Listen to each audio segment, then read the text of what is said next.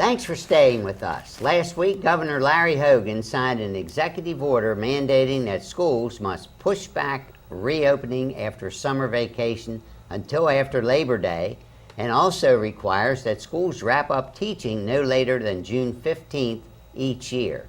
Jim, what do you think the governor's reasoning was behind this beside the comptroller's recommendation? Well, I think the reasoning is probably tourism. I think he wants to give Marylanders more opportunity to spend money in the summer with their kids in Ocean City and other attractions.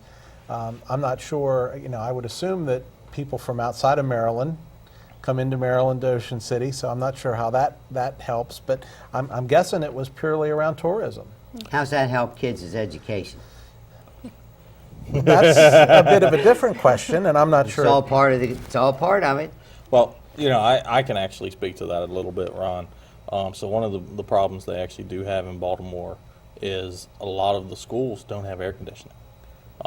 If you open up school before Labor Day, there's a good chance the school's going to end up getting closed anyway because they don't have enough air conditioning to keep the schools cool enough that they can actually learn anything. I would be interested in seeing the statistics on that. So, Because I mean, what percentage of time in this do they have to close school? What percentage of schools have to close? I guess in Washington County, most of our schools have air. in Washington County, it's not an issue. The place where it's the biggest issue is in inner city, like Baltimore.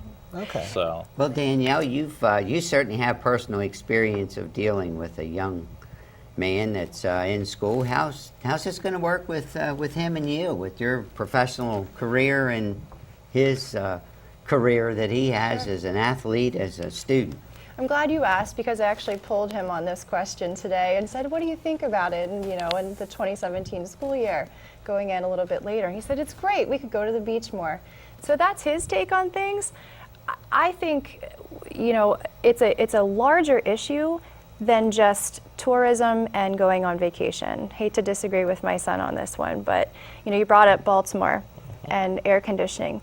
But the other sad truth to it is that it's an impoverished area. right. And if you start school a couple weeks early, that's a couple weeks that those kids may not get fed.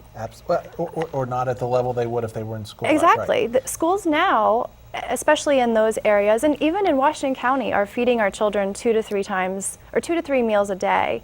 I think that's the largest issue that has to be addressed with this. Well, and the other issue is, and look at the especially in this area, because we're in an area where you go 5 minutes one way, you're in Pennsylvania, you go 5 minutes another way, Right. you're in West Virginia. So what about the sports team? So you have, and understanding that there's an agreement in place that there will be no varsity football games or whatever till after Labor Day, but the point is, if you start school June, or let's say August 15th, you're going to back practices to start maybe August 1st. If you start school after Labor Day, you may not start practicing till August 15th. What is the potential risk to our kids playing contact sports because these other kids have had more opportunity to condition than they have? And I'm not talking about who wins or loses, that's secondary, but the safety factor. I mean, I think there's two sides to this, and I'm not sure where I fall on it. So my personal thoughts are, I can definitely see there's pros and cons to before or after Labor Day. My personal opinion, however, is that it should not be up to the governor.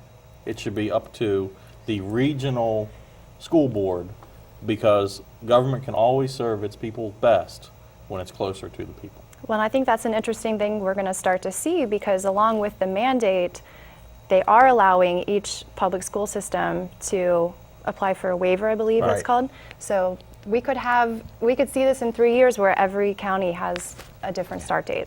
So the other thing that I found interesting, just looking at, and I know that Washington County is already talking about what the school year would look like, and one of the things that they talked about was eliminating, by and large, the spring break. So right now it's a week, and what they would do is they would do a spring break weekend where they might get 2 days off instead of an entire week.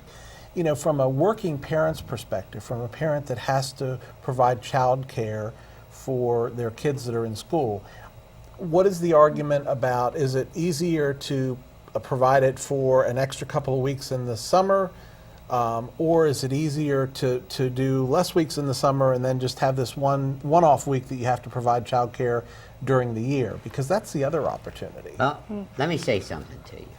I'm the only one here, I think, that actually had that schedule when I was in school. No, you're not the only one here. You went then?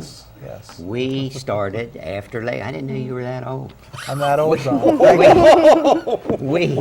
We started after Labor Day, and we couldn't practice football until after the 15th of August. Did you play football, Ron? I did. Wow. And I guess I've got a lot of problems with this being an economic issue. I hope what's made goes back into education.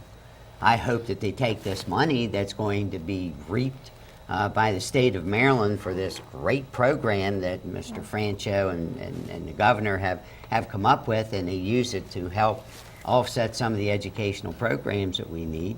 So it's, I think it's going to be very interesting over the next couple of years how it all comes out. Bottom line, they got to fit 180 school days in a new Into schedule. a smaller period of Right. time. Yep.